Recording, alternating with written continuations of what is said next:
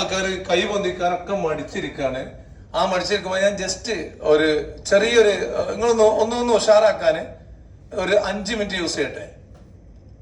It's not just ഒരു game പോലല്ല. ഞാൻ പറയുന്ന കാര്യങ്ങൾ നിങ്ങൾ ചെയ്യോ?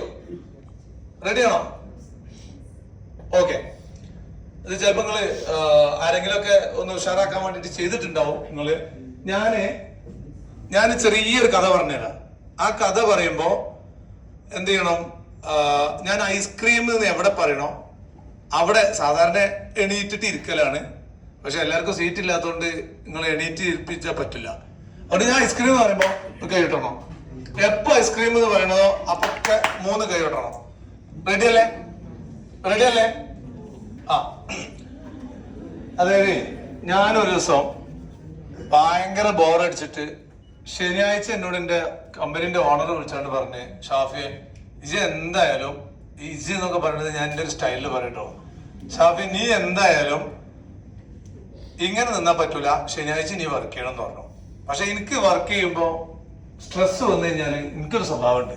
എന്താ പറയുക, അപ്പൊ ഒരു ഐസ്ക്രീം തന്നണം. അത് ഞാൻ ഏത് ഐസ്ക്രീം തിന്നാലും എനിക്ക് അങ്ങനെ എല്ലാ ഐസ്ക്രീമും തിന്നതിനോട് കഴിയില്ല. ചോക്ലേറ്റ് ഐസ്ക്രീം അത്രയും കഴിയില്ല. അങ്ങനെ ഞാനിത് തിന്നണം എന്ന് വിചാരിച്ചിട്ട് ഞാൻ ഇങ്ങനെ അലഞ്ഞ് തിരിഞ്ഞിങ്ങനെ നടക്കുമ്പോ എന്റെ നാട്ടിലൊരു രാഘവേട്ടുണ്ട്. അയാൾ എന്നെ വിളിക്കല് ഞങ്ങൾ ഐസ്ക്രീം എന്നാണ്. അയാളെ വീടിന്റെ തൊട്ടടുത്ത് അയാൾക്ക് ഒരു നല്ല ഐസ്ക്രീമിന്റെ ഔട്ട്ലെറ്റ് ഉണ്ട്. അപ്പൊ ഈ ഔട്ട്ലെറ്റിലേക്ക് ഞാൻ പോകുമ്പോ എന്റെ കൂടെ എന്റെ ചെക്കന്, എനിക്ക് 3 മക്കളാണ്. ഇതില് 3ാമത്തെ ചെക്കൻ LKG പഠിക്കുക. ഈ ചങ്ങായി എല്ലാത്തിനും എന്റെ കൂടെ വരും. കാരണം ഇവന് പറ്റാത്ത ഐസ്ക്രീം ഇല്ല. അത് മാത്രമല്ല, എനിക്ക് ഐസ്ക്രീം അവന് വാങ്ങിക്കൊടുക്കാനും താല്പര്യമില്ല. എന്തെങ്കിലും ഐസ്ക്രീം എന്ന് പറഞ്ഞ കഴിയുന്നില്ല. അത് ഞാൻ ആ കടയിലെത്തിയപ്പോ എന്തായി സംഭവിച്ചറിയോ? ആ ആളിനോട് എന്താ വേണ്ട മോനെ ചോദിച്ചു. ഞാൻ പറഞ്ഞ്, നിങ്ങളെന്താ വേണ്ട, നിങ്ങൾ ഇത് എന്താ ഉള്ളത്? ഐസ്ക്രീം അല്ലാതെ. അതുകൊണ്ട് നിങ്ങൾ എന്താ ഐസ്ക്രീം ഉള്ളത് ഞാൻ ചോദിച്ചു. അപ്പൊ ആളിനോട് പറയാനുണ്ട്, ചോക്ലേറ്റ് ഐസ്ക്രീം ഉണ്ട്, വാനില ഐസ്ക്രീം ഉണ്ട്, മറ്റേ ഐസ്ക്രീം ഉണ്ട്, ഈ ഐസ്ക്രീം ഉണ്ട്. ഇതിങ്ങനെ പറഞ്ഞുകൊണ്ടിരിക്കുന്ന സമയത്ത് എന്താ കാര്യങ്ങള്, തൊട്ടപ്പുറത്ത് കൂടെ സാധാരണ ഈ സൈക്കിളും ഐസ്ക്രീം വെക്കുന്ന ചങ്ങായി വരുത് ലോക്കല്.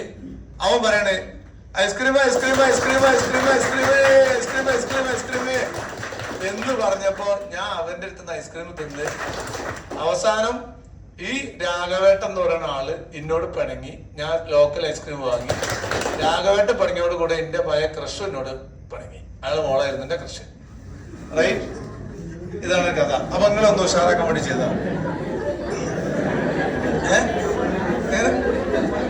എങ്ങനെ 3 പിള്ളേരെ അച്ഛന് ക്രഷോന്നല്ലേ? പിന്നെന്താ? അത് പറ്റൂലേ? എല്ലാവർക്കും ഉണ്ടാവലോടെ അതൊക്കെ.